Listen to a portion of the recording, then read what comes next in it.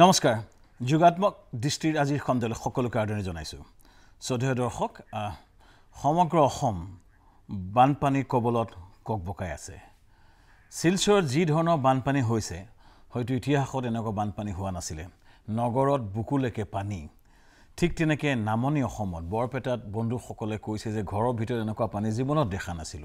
মঙলদৈ চিপাঝাৰ চিৰাং বাকি কামৰূপ নলবাৰী সকলৰ মধ্য অসম মৰিগাঁও যি বৃহৎ বানপানী হৈছে যেটো অনাকাংক্ষিত আছিল আৰু হাহাকাৰ হৈছে চাৰিওপিনে এই প্ৰেক্ষাপটত আজি আমি বানপানীৰ বিষয়ে আলোচনা কৰিব বিচাৰিছো আৰু বানপানীৰ কথা বহু হ'ল এই বানপানী হয় আৰু তাৰ পিছতে আকৌ মানুহে পাহৰি যায় আকৌ বানপানী হয় এইটো হৈছে এটা সাইকেল যেটো সাইকেল অসমে বছৰ ধৰি বছৰ দেখি আহিছে কিন্তু এতিয়ালৈকে কেতিয়াও কিন্তু এটা প্ৰচেষ্টা লোৱা হোৱা নাই কি বানপানী কিবা সমস্যাৰ সমাধান কিছু সমাধান কৰিব পৰা যায় নেকি এটো হয় অসমৰ যেটো বানপানী সমস্যা সমাধান পসিবল নহয় বা বানপানীৰ লগত সহাৱস্থান কৰাটো হৈছে আমাৰ এটা জীৱনৰ হয়তো এটা ৰুহ বাস্তৱ কিন্তু তাৰ মাজতো বানপানী কম কৰাৰ কাৰণে আজিলৈকে কিবা প্ৰয়াস লোৱা হৈছে নে নাই হোৱা সেইটো আছে আমাৰ খুব আৰু এই খুবটো আমাৰে নহয় সমগ্ৰ ৰাইজৰ খুব আৰু আজি এই প্ৰেক্ষাপটত আমি এটা আলোচনা কৰিব লৈছো এই বানপানীৰ সমস্যাৰ সম্পৰ্কে কেনেকৈ আমি বানপানী কিবা প্ৰকাৰে অলপমান বানপানীৰ সমস্যা কম কৰিব পাৰিম নেকি 2016 চনত এটা ষ্টাডি হৈছিল যে প্ৰত্যেক বছৰে অসমে 10,000 কোটি টকা বানপানীৰ কাৰণে লোকচান কৰে সো এবছৰত যদি 10,000 কোটি টকা হয় 10 বছৰত প্ৰায় কিমান হ'ব 1 লাখ কোটি টকা অসমৰ পৰা টকা নাইকিয়া হৈ গৈছে এই অসমৰ অৰ্থনৈতিক দুৰ্বলতাৰ এটা মেইন কাৰণ হৈছে অসমৰ বানপানীৰ সমস্যা আজি এই কথাখিনি বিজ্ঞানসন্মতভাৱে আলোচনা কৰাৰ কাৰণে আমি নিমন্ত্ৰণ কৰি আনিছো ডক্টৰ নয়ন শৰ্মা আইআইটি ৰুৰকিৰ তেখেত বিশেষজ্ঞ আমাৰ সকলোৰে শ্ৰদ্ধাৰ ডক্টৰ নয়ন শৰ্মা অসমৰ গৌৰৱ তেখেতে বানপানীৰ ক্ষেত্ৰত যথেষ্টখিনি কাম কৰিছে ব্ৰহ্মপুত্ৰ ভালকে অধ্যয়ন কৰিছে আৰু সিভিল ইঞ্জিনিয়াৰিঙত তেওঁ এজন পুৰুধা ব্যক্তি আজি নয়ন শৰ্মা ডাঙৰীয়াৰ লগত আমি এই গোটেই সমস্যাটোৰ সমাধান সূত্ৰ প্ৰকল্পে সম্পৰ্কে কিছু কথা পাতিম আমাৰ লগত আছে চন্দন কলিতা এজন ইঞ্জিনিয়াৰ মোৰ বন্ধুৱে হয় মোৰ লগতো কাম কৰিছিল বহুতো তেখেতে মথাৰি কাম কৰি আছে মথাৰি কনসালটেন্সি কাম কৰি আছে আমাৰ জিঅ প্ৰযুক্তিৰ বহুখিনি প্ৰকল্পত তেখেত জড়িত হৈ আছে ৰঙা নদী মাতমৰা বিভিন্ন প্ৰকল্পত তেখেত জড়িত হৈ আছে সো মথাৰিবোৰনো কিয় ভাঙে জিঅ প্ৰযুক্তি জৰিয়তে মথাৰি ৰক্ষা কৰিব পাৰি নেকি এই কথা কৰিবলৈ আমি কথা পাতিবলৈ নিমন্ত্ৰণ কৰি আছো চন্দন কলিতাই শ্ৰদ্ধেয় দৰ্শক ব্যক্তিগতভাৱে ময়ো বানপানী মথাৰিৰ লগত জড়িত হৈ আছিলোঁ নদী অধ্যয়ন এই সম্পৰ্কে মই বহুখিনি কাম কৰিছিলোঁ আৰু অলপতে মই দুটামান আৰ্টিকল লিখিছিলোঁ হোমেন বৰগোহাঁই ডাঙৰীয়াৰ এটা ইণ্টাৰভিউ কৰিছিলোঁ আৰু মই বিভিন্ন কাকতত বানপানীৰ সমস্যাৰ এটা স্থায়ী সমাধান সূত্ৰ সম্পৰ্কে কিছুমান মই প্ৰবন্ধ লিখিছিলোঁ সেই প্ৰবন্ধখিনি মই কিছুমান কথা উত্থাপন কৰিছিলোঁ আজি নয়ন শৰ্মা ছাৰলৈ আৰু চন্দনলৈ এইখিনি কথা মই উত্থাপন কৰিব বিচাৰিছিলোঁ আপোনালোকে দেখিব টিভি স্ক্ৰীনত 1960 চনতে নিৰ্মিত আমাৰ মথাৰিসমূহ প্ৰায় 5,600 কিলোমিটাৰ মান আমাৰ মথাৰি আছে আধুনিক প্ৰযুক্তিৰে এই মথাৰিখিনি পুনৰ শক্তিশালী কৰিব পৰা যায় নেকি কাৰণ 60 চনৰ বেছিভাগ মথাৰি নিজৰ ম্যাদ উকলি গ'ল সো কি প্ৰকাৰে বা এটা ভায়াবল কষ্টত বেছি খৰচ নোহোৱাকৈ মথাৰি ৰিভাইভ কৰিব পৰা যায় নেকি পুনৰ উন্নত কৰিব পৰা যায় নেকি প্ৰথম কথা দ্বিতীয় কথাটো হৈছে আমাৰ নদীখন এখন ডব বাতিটোৰ দৰে ওপৰৰ পৰা এই নাগালেণ্ড আছে মণিপুৰ মেঘালয় আছে ভূটান আছে তাৰ পৰা পানীটো আহি নদীখনত পৰেহি সো নদীখনৰ গেট বাঢ়ি নদীৰ বক্ষটো বাম হৈ আহিছে বক্ষ যিমানে বাম হৈছে সেই কাৰণে নদীখনত এটা চেনেল নাথাকাৰ কাৰণে খৰালি খুব কমি যায় আৰু বাৰিষা হোৱাই বান আহে সো কিবা প্ৰকাৰে প্ৰযুক্তিৰ হতাই এই যেটো বান খহনীয়া ৰোধ কৰিব পৰা যায় নেকি গেট কমাব পৰা যায় নেকি বা ড্ৰেজিং কৰিব কিয় পৰা নাযায় ড্ৰেজিঙৰ সমস্যা কি ড্ৰেজিং কৰি এটা চেনেল ব্ৰহ্মপুত্ৰত ৰাখিব পৰা যায় নেকি জল পৰিবহনৰ কাৰণে আগতে আপোনালোকে মন কৰিব 1947 চনৰ আগত ব্ৰিটিছে ডিব্ৰুগড়ৰ পৰা জাহাজ এখন পঠাইছিল জাহাজত তেওঁলোকে কয়লা পঠাইছিল আমাৰ গছ পঠাইছিলে টিম্বাৰ পঠাইছিলে বা বিভিন্ন চাহ পঠাইছিলে ক'লৈ পঠাইছিলে কলিকতালৈ পঠাইছিলে প্ৰায় 8 দিনত ডিব্ৰুগড়ৰ পৰা কলিকতা পাইছিলে আজিকালি 30 দিন পালেহি কাৰণ নদীখনত এই যেটো চেনেলটো নাথাকে এই চেনেলটো হলে অটোমেটিক্যালি জল পৰিবহন হলে নদীৰ কন্টিনিউয়াস যদি জল পৰিবহন হয় তেতিয়া নদীৰ বক্ষ কম বৃদ্ধি পায় বুলি কোৱা হয় ব্ৰহ্মপুত্ৰ এটা ষ্টৰেজ ড্যাম কৰিব পৰা যায় নেকি যে পানী যেতিয়া বেছি হয় পানী বেছি হলে এটা বৃহৎ ষ্টৰেজ ড্যাম কৰি নদীখিনি হোল কৰি আৰু লাহে লাহে ৰেগুলেটৰ ৰিলিজ কৰিব পৰা যায় নেকি চীনে এটো কৰিছে এই ধৰণৰ কিছুমান প্ৰক্ৰিয়া চীনে কৰিছে চতুৰ্থতে যেটো ভাৰত চৰকাৰে বাজপেয়ী চৰকাৰে প্ৰথমতে কৈছিলে নদী সংযোগীকৰণ কৰিব পৰা যায় নেকি ষ্টৰেজ ড্যামৰ কথা আপোনাক কৈছে নেক্সট হৈছে নদী সংযোগীকৰণৰ জৰিয়তে বানপানী ৰখাব পৰা যায় নেকি ৰিভাৰ লিংকিং প্ৰকল্পৰ কথা ভাৰত চৰকাৰে কৈ আছে যেতে পানী যেতিয়া বৃদ্ধি হয় নদীখিনি পানী নিব পৰা যায় কাৰণ খৰালি আমাৰ হাতত পৰ্যাপ্ত পৰিমাণে পানী নাথাকে কিন্তু বাৰিষাৰ সময়ত যেটো এক্সেস ওয়াটাৰ নদী সংযোগ কৰি যে দক্ষিণাত্যলৈ নিব পৰা যায় নেকি এই ধৰণৰ কিছুমান আইডিয়া মই ৰাইজক চৰকাৰক এটা থ্ৰো কৰিছে যে আপোনালোকে এটো ভাবক এটা কম্প্ৰিহেনসিভ প্ৰকল্প কৰিব পৰা যায় নেকি নদীৰ হৈতে সহবাস কৰা আমাৰ মিছিং সকলে আমাক দেখুৱাইছে সো আমি এটা ৰিয়েলিটি বৃহবাস্তৱ আকৌ কলো যে নদীৰ লগত আমি কোএক্সিষ্ট কৰিব লাগিব মিছিং সকলে চাংঘৰ বনাই নদীৰ হৈতে সহবাস কৰিছে ঠিক তেনেকৈ আমি কেনেকৈ ভাবিব নোৱাৰো কেলে যে নদীৰ কাষত নৈপৰীয়া অঞ্চলত কিছুমান যদি আমি শেল্টাৰ সেন্টাৰ কৰিব পাৰো ডাঙৰ শেল্টাৰ সেন্টাৰ যদি এনেকুৱা বিপদৰ সময়ত মানুহ তাত থাকিলে যেতিয়া আমি গম পালো বানপানী আহিছে মানুহখিনি তাত থাকিলে আৰু বানপানী শেষ হলে যেতিয়া খৰালি সময়ত এই শেল্টাৰ সেন্টাৰটো তাতে আমাৰ বিহু সন্মিলন হ'ব পাৰে বা কলেজ উইক হ'ব পাৰে স্কুল উইক হ'ব পাৰে যে উইন্টাৰ্স কালচাৰেল এক্টিভিটি আৰু বাৰিষাত শেল্টাৰ সেন্টাৰ এই ধৰণৰ এটা প্ৰকল্প কৰিব পৰা যায় নেকি তাৰ লগতে যেটো আমাৰ আটাইতকৈ দৰকাৰী কথাটো হৈছে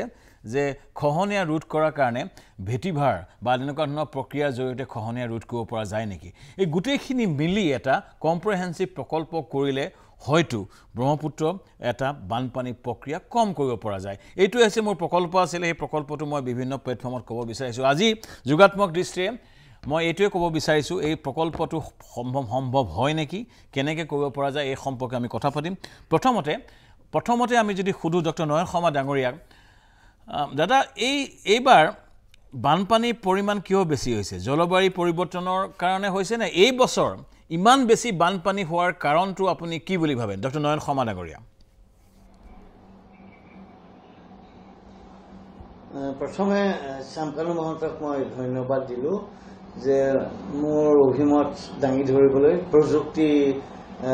বিদ্যাৰ ফালৰ পৰা এই প্ৰথম মানে ইয়াতে মই তেখেতৰ প্ৰথম যেটো প্ৰশ্নৰ উত্তৰ এনেকৈ দিম যে আমাৰ অসমৰ বা নৰ্থ ইষ্ট বা বাংলাদেশৰ যেটো এবাৰ ভয়ানক মানে বানপানী হ'ল তাৰ তিনিটা দিশ আছে প্ৰথম দিশটো হ'ল যে হিমালয়ৰ যেটো তুষাৰপাত হয় আৰু যেটো বৰফ গলে সেইটো ফেব্ৰুৱাৰী আৰু মেৰ মাজত হয় এই গোটেই প্ৰচেছটো প্ৰক্ৰিয়াটো আৰু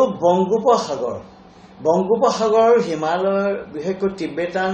প্লেটো ৰিজনৰ যেটো টেম্পাৰেচাৰ গ্ৰেডিয়েন্ট বুলি কয় তাৰমানে এই টেম্পাৰেচাৰ মানে যেটো টেম্পাৰেচাৰ গ্ৰেডিয়েন্টটো এবাৰ অতি মানে প্ৰতিকূল অনুকূল আছিলে ভেৰি আনফেভাৰেবল সেকেন্ড হ'ল যে সেন্ট্ৰেল ইষ্ট পেচিফিক ওচেনত নিনো ৰিজন আছে তাত এইবাৰ লা নিনা যেটো এপিসড এটো খুব অতি শক্তিশালী হৈ গ'ল এই লা নিনা এপিসডটো হ'ল লা নিনাই বৰষুণ বঢ়ায় আৰু তৃতীয়তে হ'ল ইণ্ডিয়ান ওচেন ডাইপলটো সাধাৰণভাৱে বুজিব গ'লে আৰবিয়া যিখন ভাৰত মহাসাগৰ তাৰ পশ্চিমত আছে আৰব সাগৰ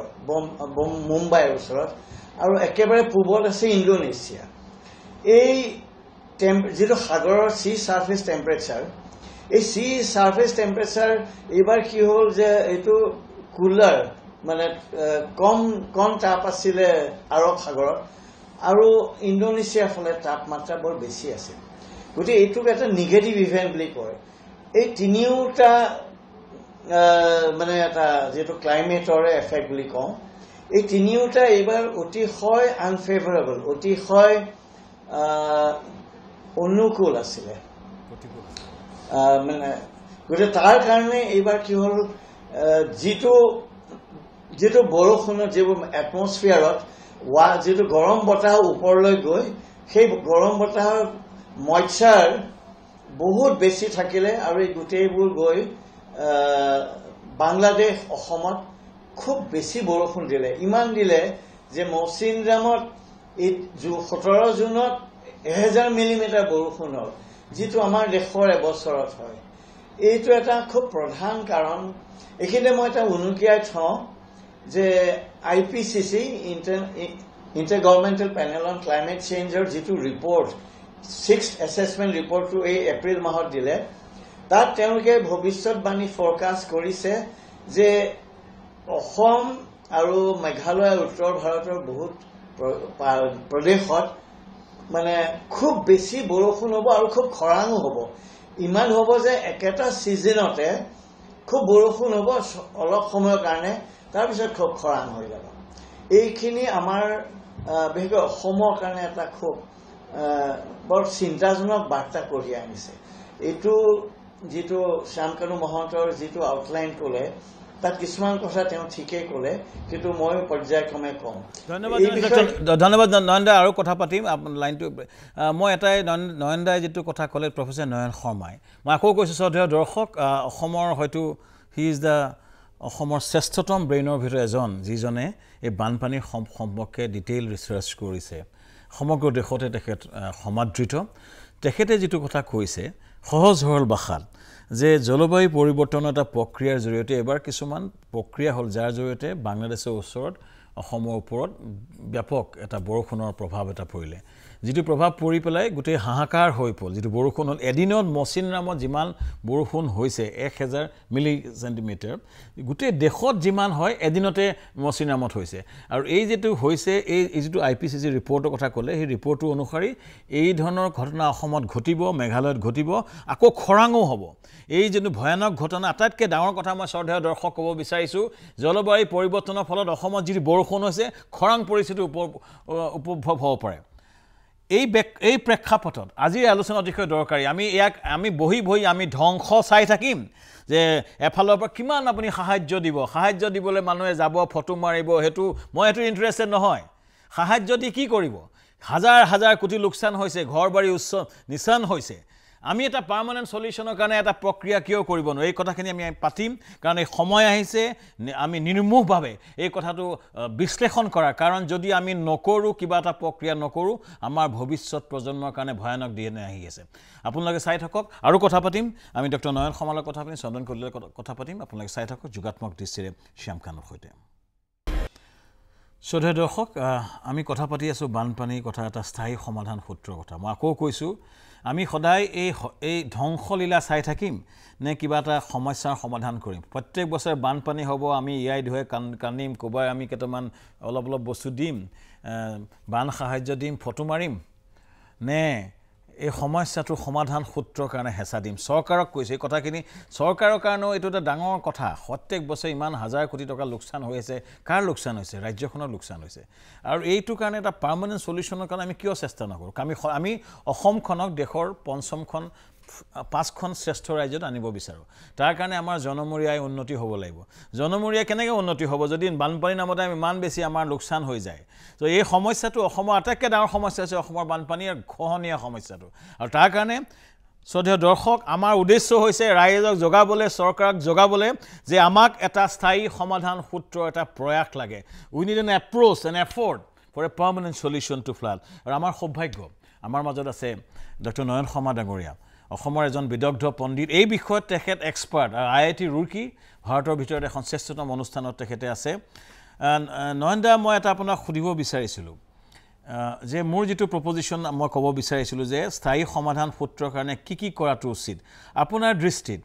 বানপানী সমস্যাৰ সমাধানৰ কাৰণে কি কাম কৰাটো আমাৰ চৰকাৰৰ পাতে এটা বৃহৎ প্ৰকল্পৰ কাৰণে কৰিব পৰা যায় নেকি যে কেনেকৈ আৰম্ভ কৰা যায় বৰ ভাল প্ৰশ্ন আৰু এইটো আমাৰ কাৰণে অতি ইম্পৰ্টেণ্ট মই প্ৰথমে কওঁ যে এই কামটো কৰিবলৈ সূত্ৰটো এটাৰ পিছত এটা কৰিলে নহ'ব আটাইকেইটা একে সময়তে একেলগে কৰিব লাগিব প্ৰথম আটাইতকৈ ইম্পৰ্টেণ্ট হ'ল যে যিটো শ্যামকানু মহন্তই কৈছে আৰু মোৰ নিজৰো অভিজ্ঞতা আছে যে আমি এই বনানীকৰণ তাৰমানে ইমান সয়েল অসমৰ গোটেই হাবিৰ পৰা আহে এইটো অতি চিন্তাজনক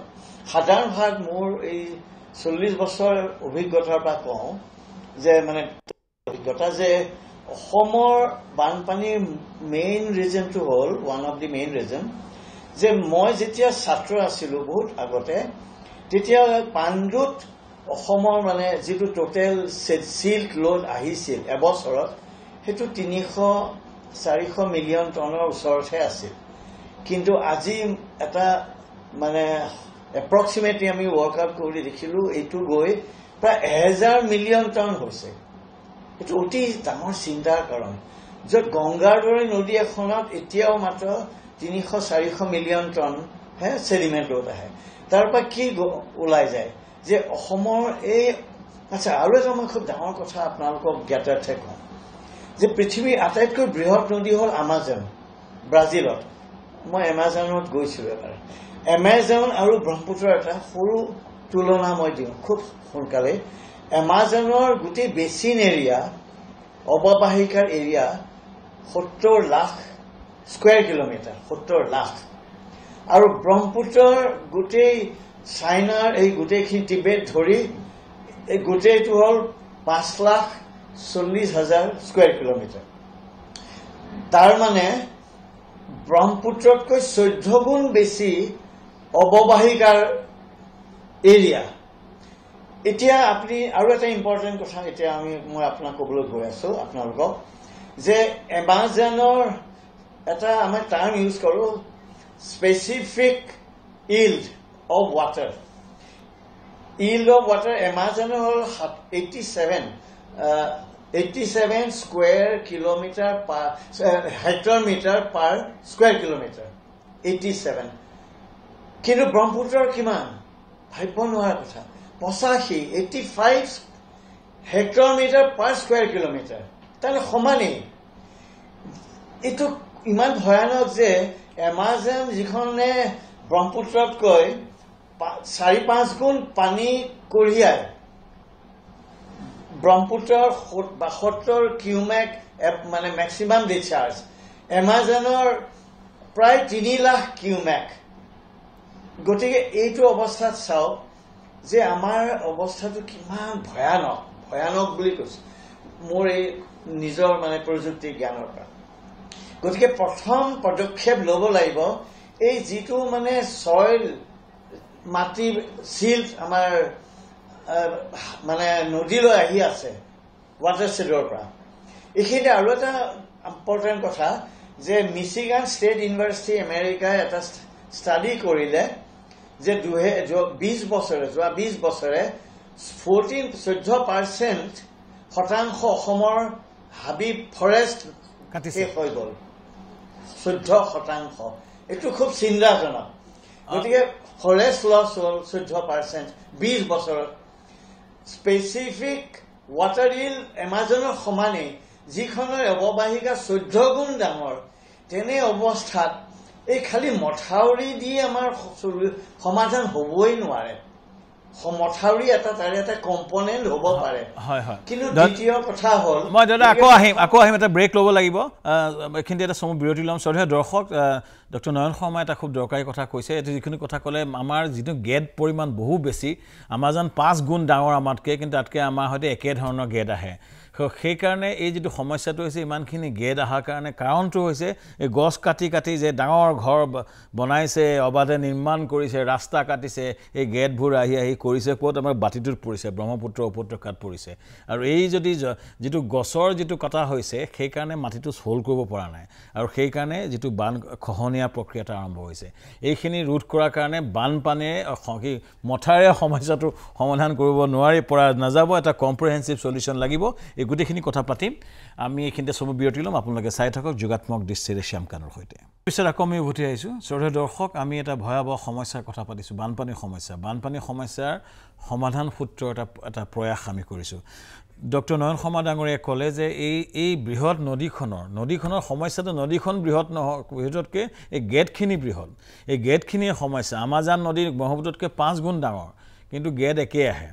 চ' ফলস্বৰূপে গেটখিনি আমাৰ বহন ক্ষমতা নাই নদীখনৰ আৰু তেখেতৰ মতে মথাউৰিয়েদি এই সমস্যাৰ সমাধান নহ'ব অকল নহ'ব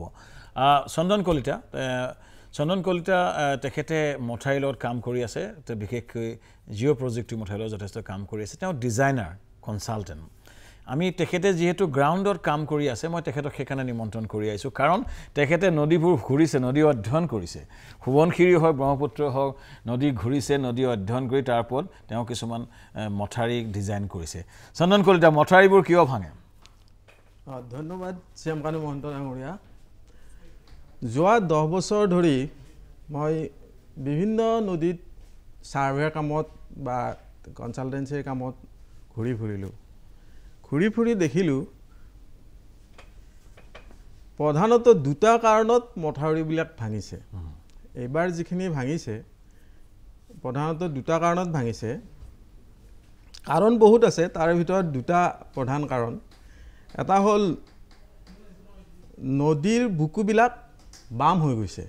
ম্যাক্সিমাম নদী আপুনি যদি আজি হদিয়াৰ পৰা ধুবুৰীলৈ যায় প্ৰত্যেক বছৰে বাম হৈ গৈ আছে প্ৰত্যেক বছৰে বাম হৈ গৈ আছে দ্বিতীয় প্ৰশ্ন গেট পৰি গৈ আছে দ্বিতীয় কথাটো হ'ল মানে অভাৱনীয় ৰেইনফল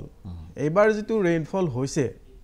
তাৰমানে আপোনালোকে মথাউৰিটো ডিজাইন কৰোতে এটো ডিজাইন কৰা হোৱা নাছিলে নেকি যে ইমানখিনি ৰেইনফল ম্যাক্সিমাম মই এটা প্ৰশ্ন চন্দন কলিতা এটো খুব গুৰুত্বপূৰ্ণ প্ৰশ্ন আমাৰ মথাউৰিবোৰ ডিজাইন কৰোতে ইমান বেছি বৰষুণৰ কাৰণে ডিজাইন হোৱা নাছিলে নেকি কাৰণ চক যেতিয়া প্ৰকল্প যেতিয়া ডিজাইন কৰে আপোনালোকে ম্যাক্সিমাম ইমানখিনি ডিজাইন কৰিব লাগে ইমানখিনি কৰা হোৱা নাছিলে নেকি মই এটো সুধিব গুড কোৱেশ্চন এই কোৱেশ্চনটো মই বহুত আগৰ পৰাই ভাবি আছিলো এই কথাটোৰ ওপৰত বিশেষ দৃষ্টিপাত হওক এতিয়া আমি যিবিলাক ডিজাইন কৰাৰ এটা প্ৰসেস আছে সেই প্ৰসেসটো সেন্ট্ৰেল ওয়াটাৰ কমিশনাৰে দেখুৱাই দিছে এইটো প্ৰসেসত ডিজাইনটো কৰিব লাগে এই ডিজাইনটো কৰোতে আমি যোৱা 25 বছৰৰ লাষ্ট 25 ইয়াৰ্ছৰ ডাটা লৈ প্ৰবাবিলিটি এনালাইসিস কৰো যেটো আমাৰ লগ পিয়াৰসন গাম্বল তেনেকুৱা প্ৰসেসত প্ৰবাবিলিটি এনালাইসিস কৰি কামিং 25 ইয়াৰ্ছত কি ভ্যালু ওলাব বা কামিং 50 ইয়াৰ্ছত কি ভ্যালু ওলাব বা কামিং 100 ইয়াৰ্ছত কি বেছি হনি যোৱা 25 বছৰ কি বেছি হৈছে হেইটোৱে মই ক'ব খুজিছো সেই প্ৰসেসটো অকমান চেঞ্জ কৰিব লগা হৈছে কি জানি কিয়নো যেটো আমি ৰেইনফল পাইছো এই ৰেইনফলটো আগতে হয়তো গ্লোবাল মানে টেম্পাৰেচাৰটো নাছিল এতিয়া যেটো ক্লাইমেট চেঞ্জ হৈছে সেই ক্লাইমেট চেঞ্জৰ কাৰণে যেটো ওয়াৰ্মিং হৈছে গ্লোবালি সেই ওয়াৰ্মিংৰ কাৰণে যেটো ৰেইনফল হৈছে সেই ৰেইনফলটো কনসিডাৰ কৰিব লাগে এতিয়া আগতে আমি 25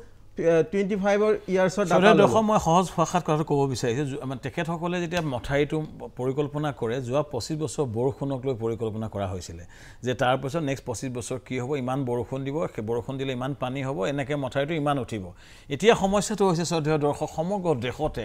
জলবায়ু পৰিৱৰ্তনৰ যেটো সমস্যা হৈছে এই পৰিৱৰ্তনৰ কাৰণে সাডেনলি ক্লাউড বাৰ্ষ্ট হৈ যায় পানী বহুত বেছি হৈ যায় এইখিনি কাৰণে তেখেতে ক'ব কৈছে ডিজাইনৰ প্যাৰামিটাৰ সলনি কৰিব লাগিব সলনি কৰি কাৰণে ক্লাইমেট চেঞ্জক আমাৰ ডিজাইনত ইনকৰ্পোৰেট কৰিব হেইটোৱে মই ক'ব খুজিছো এতিয়া 25 ইয়াৰ্ছত যেটো হৈছিল কিন্তু এতিয়া সাডেন চেঞ্জ হৈছে নহয় হেইটো ইনকৰ্পোৰেট নকৰিলে ভুল হৈ যাব এতিয়া দেখা গৈছে যে জুন মাহত 25 সেন্টিমিটাৰ এভাৰেজ ৰেইনফল হোৱা কথা আছিল আগতে এভাৰেজ এইটো চলি আছিল এতিয়া 109% বেছি হৈ গ'ল 52 হৈ গ'ল মানে 25 সেন্টিমিটাৰ টু উল্টি যায় ডাবলতকৈ বেছি হৈছে 52 সেন্টিমিটাৰ হৈ গ'ল গতিকে এই কথাটো যদি আমি ইনকৰ্পোৰেট নকৰো আৰু আপুনি এটা কখন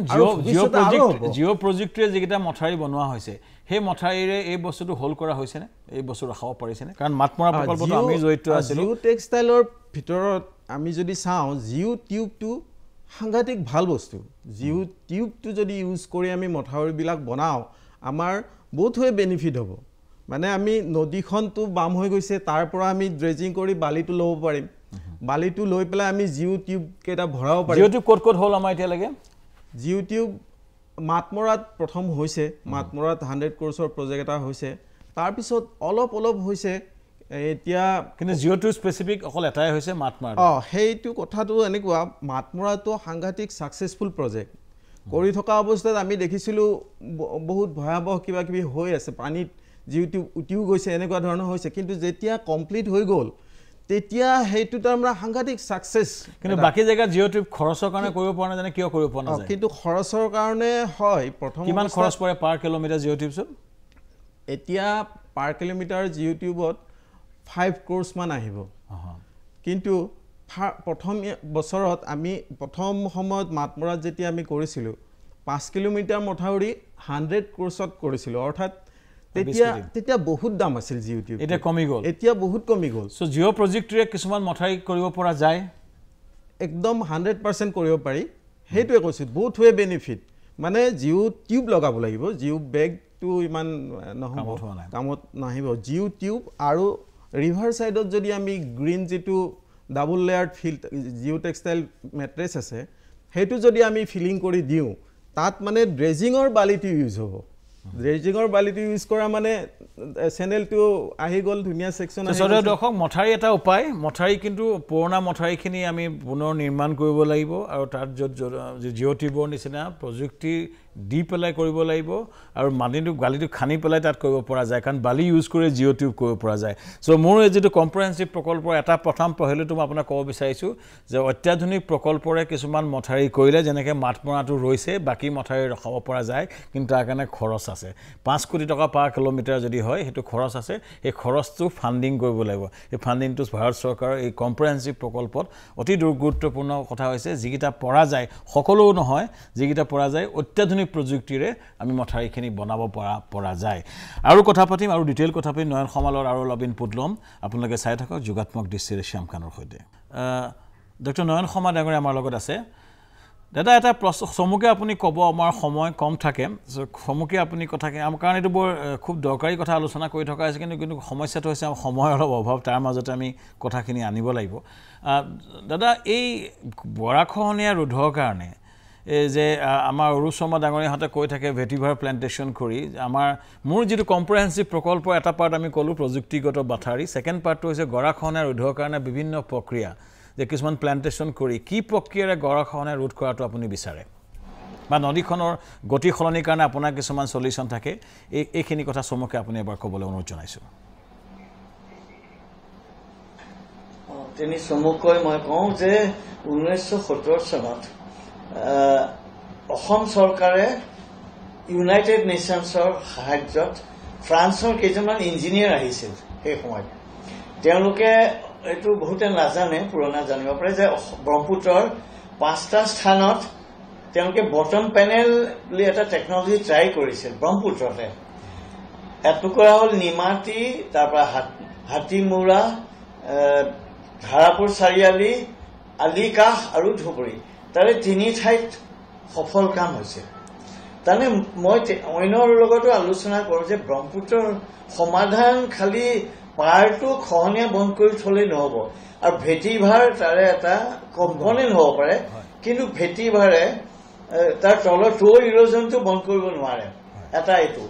আৰু আমি আকৌ সেই 1970 চনত যিটো বটম পেনেল যিটো আজিকালি সাবমাৰ্জ ভেন বুলি কোৱা যায় যিটো মই গংগা নদীত ব্যৱহাৰ কৰিলো সফল কাম হিচাপে তেনেকুৱা ধৰণৰ এটা টেকনলজি যিটো নদীৰ শক্তি ব্যৱহাৰ কৰি নদীৰ ষ্ট্ৰীম এনাৰ্জিৰে নদী হাৰ্নেছ কৰি নদীক ট্ৰেইন কৰিব লাগিব এক নম্বৰ দ্বিতীয়তে এই ডিজাইন যিটো মথাউৰি ডিজাইনবোৰ একেবাৰে ঠিক মতে হোৱা নহয় বুলি ভাবো মই 10 বছৰ আগতে অসম চৰকাৰত কাম কৰিছিলো ৰুকি দাহাৰ আগতে যে as per Indian standard code য'ৰ মই মেম্বাৰ এক নম্বৰ হ'ল যে স্লোপ ষ্টেবিলিটি এনালিচিছ হেতু 6 মিটাৰ ওখ মথাউৰিত কৰাটো অপৰিহাৰ্য দ্বিতীয়তে সিপেজ এনালিচিছ আৰু তৃতীয়তে টো ইৰোজন মই ভাবো যে এই তিনিওটা আজিও নকৰে কাৰণ মই 10 বছৰ ফ্লাড কন্ট্ৰোল ইৰিগেশ্যনত কাম কৰিছো তেতিয়াও কৰা নাছিল আজি কৰে নে নকৰে মই অৱগত নহয় কিন্তু কৰা উচিত আৰু এটা কথা হ'ল যে আজিকালি মথাউৰিবোৰ আমি এনেকৈ কৰিব লাগিব ক্লাইমেট চেঞ্জৰ বেকড্ৰপত যে এই মথাউৰিবোৰ অভাৰটপিং হ'লেও ফেইল কৰিব নোৱাৰে কাৰণ যিমানে আমি যিয়ে নকৰো আমি অভাৰটপিং হ'বই আৰু 5000 কিলোমিটাৰ মথাউৰি আছে তাত জিঅ' টিউব ইউজ কৰিলে ইমান টকা ক'ৰ পৰা আহিব ময়ো ভাবি নাপাওঁ কাৰণ মাতমৰাত 1 কিলোমিটাৰত 22 কোটি খৰচ হৈছিল গতিকে এতিয়া আমি মথাউৰিবোৰ ডিজাইন আমি ক্লাইমেট মানে চেঞ্জৰ পৰিপ্ৰেক্ষিতত অভাৰটপিং শ্লোপ ষ্টেবিলিটি চিপেজ এনালিচিছ ট্ৰু ইৰোজন এই আটাইকেইটাৰ কাৰণে এই বিষয়ে মই আপোনাক খুব সংক্ষেপে কওঁ বৰ নদীৰ এটা টি কোম্পানী ৰছেল টি তেওঁলোকৰ এখন বাগান আছে নাগৰিজুলি তাত তেওঁলোকৰ মানে ব্ৰহ্মপুত্ৰ বৰ্ডৰ এটা মথাউৰি অভাৰটপিং হয় মাজে মাজে ছিঙে মই তাত জিঅ' টেক্সটাইল দিলোঁ অতি সস্তা আছিল তেতিয়া আজি 10 বছৰ আগে 1 স্কোয়াৰ কিলোমিটাৰ 1 টকা এতিয়া এইটো অলপ বাঢ়িলে জিঅ' টেক্সটাইল দি তাত যদি ভেটিভাৰ দিয়ে আৰু টো পৰ্চনত যদি সাবমাৰ্জবেল জেটি ইউজ কৰে যিটো মই গংগাত কৰিলোঁ তেতিয়া এটা খৰচো কম হ'ব আৰু কাৰণ মই ভাবোঁ নয়নদা আমি আৰু কথা পাতিম নয়ন শৰ্মা এটা খুব ভাল জেটি বোলা এটা নদীখনৰ ফ্ল'টো কমাবলৈ তেওঁ জেটি কিছুমান এনেকৈ কয় ন চন্দন এনেকৈ কিছুমান জেটিৰ কিছুমান চলিউশ্যন কয় তাৰপিছত ভেটিভাৰ বোলা এটা গছৰ জৰিয়তে খহনীয়াটো ৰক্ষা কৰাৰ কাৰণে তেওঁলোকে ভেটিভাৰ প্লেণ্টেশ্যনে কয় আৰু তাৰপিছত তেওঁ জুট টেক্সটাইলছৰে তেওঁ মথাউৰিটো কৰা কৈছে চ' এইটো এটা তেখেতৰ এটা টেকন'লজি তেখেতে গংগাটো ইউজ কৰিছে সফলভাৱে নয়নদা মই আপোনাৰ লগত আকৌ কথা পাতিম বিশেষকৈ নদী বান্ধৰ কথা দুটা প্ৰশ্ন উঠি হৈছে যে ভূটানৰ কুৰিচু নদী বা বান্ধৰ কাৰণে বান্ধে পানী এৰি দিয়াৰ কাৰণে নামনি অসমত ব্যাপক বানপানী হৈছে মানুহৰ মাজত এটা ডাঙৰ পাৰচেপশ্যন হৈছে যে নদী বান্ধৰ কাৰণেহে বানপানী হৈছে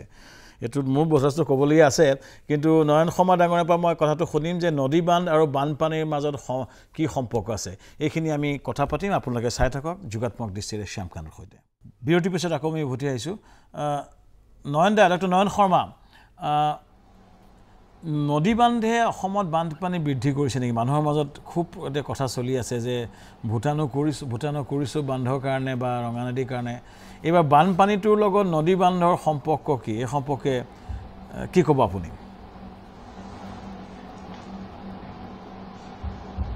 অসমত যিকেইটা মানে নদী বান্ধ আছে ৰঙা নদী তাৰপৰা কাৰ্বি লাংপি দৈয়াং বৰাপানী কপিলি আৰু কুৰিচু ভূটানত সোৱণশিৰিটো এতিয়াও ৰেডি হোৱা নাই এইকেইটাত মানে কেৱল বিদ্যুৎ উৎপাদনৰ কাৰণেহে ডিজাইন হৈছে গতিকে এই নদী বান্ধবোৰৰ ৰুল কাৰ্ভ বুলি এটা প্ৰক্ৰিয়া আছে প্ৰণালী যিটো এই ৰিজাৰ্ভাৰ অপাৰেশ্যন কৰে এই ৰুল কাৰ্ভত ফ্লাড কণ্ট্ৰলৰ কোনো মানে স্থান এৰা হোৱা নাই কাৰণ হাইডেল ডেমবোৰৰ আচল উদ্দেশ্য হ'ল বিজুলী উৎপাদন এটা মোৰ নিজৰ অভিজ্ঞতা কওঁ যে মই ফ্ৰান্সতো দেখিছিলোঁ বা এই হেৰি যে তাৰ 10টা পুৰণা ডেম নদী বান্ধ যিকেইটাৰ মানে প্ৰত্যেকটোৱে 50 বছৰতকৈও বেছি সেইকেইটাত তাৰমানে তেওঁলোকে পিয়ানো কিউৱে বুলি এটা টেকন'লজি ইউজ কৰি হয় লাইনটো কাট খাই গৈছে দৰ্শক তেখেতৰ যিটো পইণ্টটো মই বুজিলোঁ যে হয় মানে আমাৰ যিবোৰ নদী বান্ধত তাত যিবোৰ বনোৱা হৈছে তাত বানপানীৰ কাৰণে প্ৰভিজন নাই কিন্তু এটা কথা এতিয়াই সময় আহিছে মোৰ যিটো প্ৰকল্পৰ কথা মই আপোনাক উত্থাপন কৰিব বিচাৰিছোঁ বা চৰকাৰক এই যিটো কম্প্ৰেহেনচিভ প্ৰকল্পত এটা ষ্ট'ৰেজ ডেমৰ কথা কৈছোঁ যে নদীখনত এটা ষ্ট'ৰেজ ডেম হ'ব লাগে যে কাম বানপানী সুৰক্ষাৰ কাৰণে যেতিয়া পানী বেছি হ'ব ষ্ট'ৰ কৰিব পৰা যায় পানীখিনি আৰু ৰেগুলেটেড ৰিলিজ কৰিব পৰা যায় আৰু সেইটো যদি কৰিব পৰা যায় তাত বিদ্যুৎ উৎপাদনো হ'ব আৰু বানপানীৰ কাৰণে এটা ষ্ট'ৰেজ ফেচিলিটি হ'ব এইখিনি কথা মই ভাবোঁ যে এই কথাখিনি আমি উত্থাপন কৰাৰ সময় আহিছে এটা মই শ্ৰদ্ধেয় দৰ্শক এটা কম্প্ৰেহেনচিভ প্ৰকল্পৰ কথা কৈছোঁ এই কম্প্ৰেহেনচিভ প্ৰকল্প এটা হৈছে প্ৰযুক্তিৰে মথাউৰি ক্ষেত্ৰত এৰিয়ে কি কয় চন্দন কলিতাই কি কয় যে এইখিনিতে আমি এটা সময় বিৰতি ল'ব লাগিব আমি কথা পাতিব লাগিব যে মথাউৰিখিনি ষ্ট্ৰেংথেনিঙৰ কথা নয়ন শৰ্মা ডাঙৰীয়াই কৈছে যে জিঅ' টেক্সটাইলছত তেওঁ কৈছে 22 কোটি কৈছে কিন্তু আপুনি কৈছে এইটো 5 কোটি টকাত আজি টকাত হয় নয়ন শৰ্মা ডাঙৰীয়াই কৈছে যে জিঅ' টেক্সটাইল কৰি অসমত 5000 কিলোমিটাৰ আমি 4500 কিলোমিটাৰ মথাউৰি আছে এই মথাউৰিখিনি হেৰি কৰিব নোৱাৰি মানে জিঅ' টেক্সটাইল কৰিব নোৱাৰি জিঅ' প্ৰযুক্তিৰে কিমান কৰিব পাৰি কিমান খৰচ পৰিব এই সম্পৰ্কে চন্দন কলিতাক আমি সুধিম এইখিনিতে আমি সময় বিৰতি ল'ম আপোনালোকে চাই থাকক যোগাত্মক দৃষ্টিৰে শ্যামকান্তৰ সৈতে বিৰতিৰ পিছত আকৌ আমি উভতি আহিছোঁ চন্দন কলিতা আপুনি কি কয় এতিয়া কথা হ'ল অত্যাধুনিক প্ৰযুক্তিৰেতো কৰিবই লাগিব কাৰণ আমি ভাগৰি গৈছো ন দেখি দেখি আমি কিন্তু তেখেতৰ মতে 22 কোটি টকা মানে এতিয়া কিমানত পৰিব জিঅ' টেক্সটাইলছত কৰিলে তাৰ মানে 22 কোটি টকাটো আছিল আগতে যেতিয়া মালয়েছিয়াৰ পৰা 2011 চনত 2000 এতিয়া কিমান হ'ল 2009 চনত যেতিয়া ইম্পোৰ্ট কৰি অনা হৈছিল ইম্পোৰ্ট কৰি আনোতে তেতিয়া আছিল এতিয়া কিমানত হ'ব এতিয়া 5 কোটিত হ'ব 4500 কিলোমিটাৰ ভিতৰত কিমানখিনি মথাউৰি লোকেলি হৈছে ন মানে কিমানখিনি কৰিব পৰা যায় কিমানখিনি ৰিভাইভ কৰিব পৰা যায় এতিয়া নহয় 5000 কিলোমিটাৰ মথাউৰি আছে হয় কিন্তু 5000 কিলোমিটাৰ মথাউৰি জিঅ' টিউবেৰে কৰাৰ প্ৰয়োজন নাই হেতু ষ্টাডি কৰিব লাগিব ষ্টাডি কৰি ভালদৰে ষ্টাডি কৰি মডেলিং কৰি চাব লাগিব কোনটো জায়গাত থ্ৰাষ্টটো পৰিব যিটো থ্ৰাষ্ট লাগে তাত জিঅ' টিউব থাকিব য'ত নালাগে আৰ্থ এণ্ড এম্বেংমেণ্ট খুব বেছি 1000 কিলোমিটাৰ হ'ব মই ভাবো সো 1000 কিলোমিটাৰ যদি 5 কোটি টকাকে হয় 5000 কোটি টকা 5000 কোটি টকা খৰচ কৰাটো ইমান এখন ৰাজ্যৰ কাৰণে ডাঙৰ কথা নহয় হয় আৰু সেইটো মই আগতে কৈছো বহুত হে বেনিফিট তাৰমানে নদীটো খান্দি বুকুখন মানে কিন্তু ড্ৰেজিং কৰিব পৰা নাযায় নেকি নয়ন শৰ্মা ডাঙৰীয়াক মই সুধিব বিচাৰিছো ড্ৰেজিং কৰিব কিয় পৰা নাযায় ব্ৰহ্মপুত্ৰ নদীখনত ড্ৰেজিং কৰিলে আকৌ গেদ আহি যায় বুলি কোৱা হয় আপুনি কি কয় মোৰ নিজৰ অভিজ্ঞতাটো কওঁ মই যেতিয়া অসম চৰকাৰত কাম কৰিছিলোঁ সেই 70 দশকত তেতিয়া পলাশবাৰী গুমি ড্ৰেজিং কৰিছিল প্ৰথম কিন্তু ড্ৰেজিঙৰ দুটা অসুবিধা আছে যে যেতিয়ালৈকে মানে অৱবাহিকাৰ পৰা এই পলসটো অহা বন্ধ নহয় তেতিয়া ড্ৰেজিং কৰিলে এটা টলি নোহোৱা গাত মানে ভৰাবলৈ চেষ্টা কৰাৰ দৰে নন্দা এতিয়া বুজিলো মই বুজি আমাৰ সময় কম আছে গতিকে আপুনি মোক এটো কক যে অৱবাহিকাৰ পৰা গেট কম কৰাৰ কাৰণে চৰকাৰে কি কৰাটো উচিত গেট কম কৰাৰ কাৰণে আমি কি কৰাটো উচিত এতিয়া সমস্যাটো যি বুজিলো যে গেডেই সমস্যা ওপৰৰ পৰা যে বাতিটোত যেনে ওপৰৰ পৰা লাহে লাহে খৈ যেটো গেট সৃষ্টি হয় হেতুৱে আটাইতকৈ ডাঙৰ সমস্যা হেতু কম কৰাৰ কাৰণে আপুনি আমাৰ অনুষ্ঠান শেষ কৰিব লাগিব আপুনি কি কয় মানে এটা হল যে বানপানী গৰাখহনীয়া সংলগ্ন ইস্যু ইয়াক এটা হৈছে মেসিভ এফৰেষ্ট মানে সয়েল কনজাৰভেশ্যন মেজাৰ নাম্বাৰ 1 আৰু দ্বিতীয়তে এই ব্ৰহ্মপুত্ৰ নদীখনক মানে ড্ৰেজিং কৰি কৰাতকৈ এই যিটো মানে সেকেন্ডাৰী চেনেলবোৰ বন্ধ কৰিব লাগিব যিটো ফ্ৰান্সৰ ইঞ্জিনিয়াৰবোৰে 1970 চনত বৰ সফল কামে কৰিছিল আৰু লগতে মানে এটা মই ইম্পৰ্টেন্ট কওঁ যে এই জিঅ' টিউব কৰাত মোৰ আপত্তি নাই কিন্তু কথাটো হ'ল যে জিঅ' টিউবে মথাউৰিৰ শৰীৰটোহে ৰাখিব